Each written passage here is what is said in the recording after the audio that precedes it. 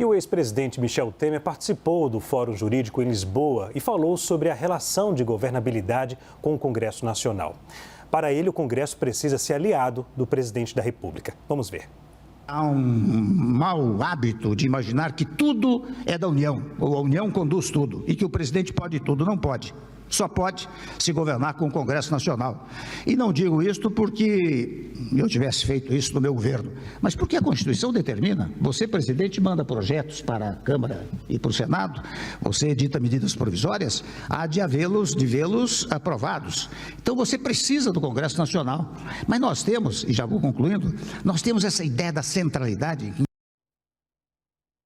Ideia da centralidade. Janaína, como é que você avalia a fala do ex-presidente Michel Temer, que no contexto dele, na época, a relação com o Congresso foi totalmente diferente, né?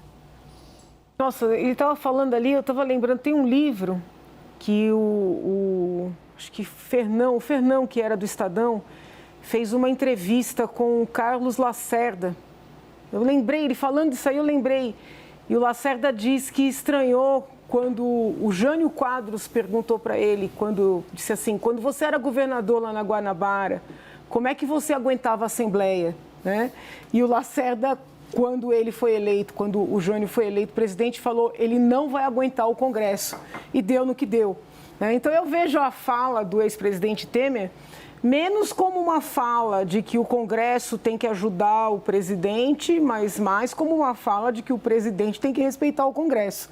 Ele mesmo, ele foi presidente da República, mas foi também presidente da Câmara, é muito mais um perfil do parlamento até do que do executivo. E então eu vi mais um recado para o presidente da República do que para o Congresso. Não sei se os colegas sentiram assim também. Como quem diz, olha, não dá para passar por cima, né? Tem que respeitar. Professor Magno, a realidade do Congresso Nacional, na época lá do ex-presidente Michel Temer, era totalmente diferente, né? De lá para cá. Agora a coisa mudou e muito. Como é que você analisa a fala do ex-presidente Michel Temer? A relação era bastante diferente e a forma com que Temer tratava com o Congresso Nacional e com as suas principais lideranças também era diferente. Como muito bem lembrou a Janaína, Temer presidiu a Câmara dos Deputados não uma, mas diversas vezes, então conhecia muito bem os meandros do Congresso Nacional quando se torna presidente da República. Bem, Jair Bolsonaro também tinha sido parlamentar por quase 30 anos, mas a sua relação com o Congresso, a sua visão da vida política entre executivo e legislativo era uma visão diferente. Outra coisa também mudou bastante desde o tempo de Temer até agora. Tem um estudo recente do economista Marcos Mendes para o Instituto Millennium que mostra a crescente apropriação, e aí sem juízo de valor, mas no sentido de utilização por parte dos parlamentares da parcela discricionária do orçamento federal. Então, nos últimos 10 anos, a parcela de execução do orçamento que cabe aos deputados por meio do orçamento impositivo, das emendas impositivas, por meio das emendas de relator, cresceu bastante. Hoje, quase um quarto dos recursos que o governo federal pode gastar são destinados ao empenho dos parlamentares. Então, em termos de poder, os parlamentares também estão muito valorizados. Eles cresceram em termos de poder nessa dualidade com o executivo. E aí tem razão o presidente Temer quando diz que a nossa mentalidade ainda é focada no executivo.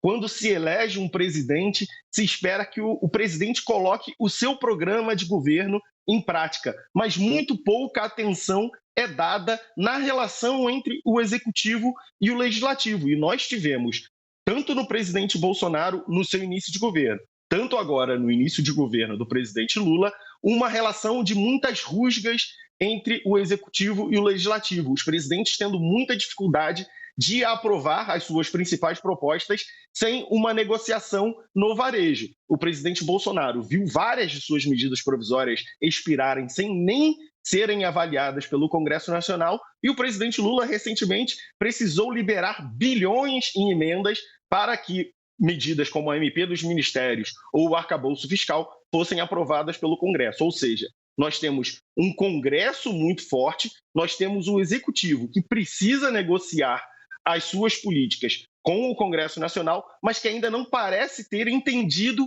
essa nova divisão de poderes em que a negociação entre o Executivo e o Legislativo tem uma importância muito maior do que tinha há 10 anos, enquanto Temer era presidente. Deixe-me compartilhar com vocês aqui uma informação que eu apurei. Ontem, conversando com alguns parlamentares, eu achei essa resposta que eu tive de vários parlamentares de diferentes correntes, tanto de direita quanto de esquerda, bem interessante. Eu vou citar aqui para poder a gente analisar. Os parlamentares disseram que não é prioridade hoje das bancadas cargo. É importante, mas a prioridade é recurso de emenda parlamentar. E eu questionei, por que é prioridade de emenda parlamentar e qual a dificuldade para isso? Se o governo não está liberando recurso, qual é a justificativa do governo? E vários parlamentares disseram, o governo nem faz ligação com questão de votação, pode até ter, né, também, mas o entrave maior, que até um dos parlamentares me disse, que o problema é a engrenagem que está lenta.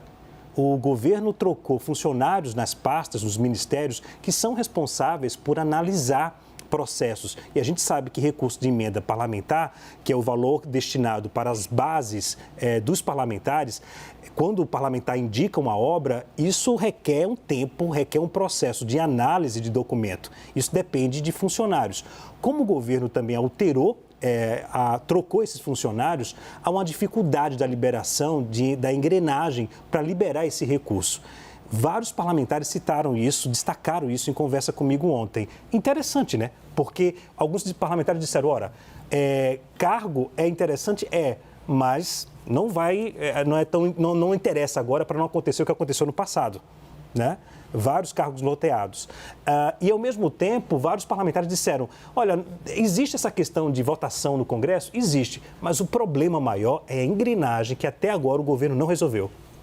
Rapidamente, análise. Eu imagino que seja isso mesmo, porque o governo deve ter que mudar toda a estrutura que era do Jair Bolsonaro, porque ele não quer ter pessoas infiltradas, né? Então, de fato, isso aconteceu. O próprio Jair Bolsonaro, quando foi presidente, também teve muita dificuldade em poder conseguir os cargos e a desconfiança daqueles funcionários públicos. Agora, emenda parlamentar cresceu muito, ficou muito poderoso e tem liquidez. É algo que é imediato. O cargo é troca de favores. É talvez mais difícil de ser administrado. E cresceu muito, principalmente com a questão do orçamento secreto, virou uma verdadeira vergonha aquilo, captura do parlamento, do orçamento que é do executivo. De fato, a gente quase estava conversando, afirmando que estamos num parlamentarismo ainda não institucionalizado. A responsabilidade ainda do presidente, um orçamento praticamente capturado.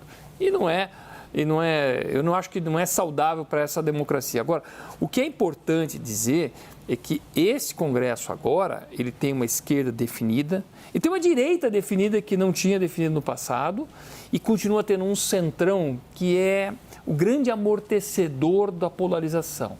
Ele impede que polarizações acabem se tornando um Brasil radical. Então, a certo ponto, esse centrão que a gente tanto critica tem uma função positiva para evitar que os extremos se implantem ou submetam os outros e acabem estragando a nossa democracia ou acabando piorando o Brasil.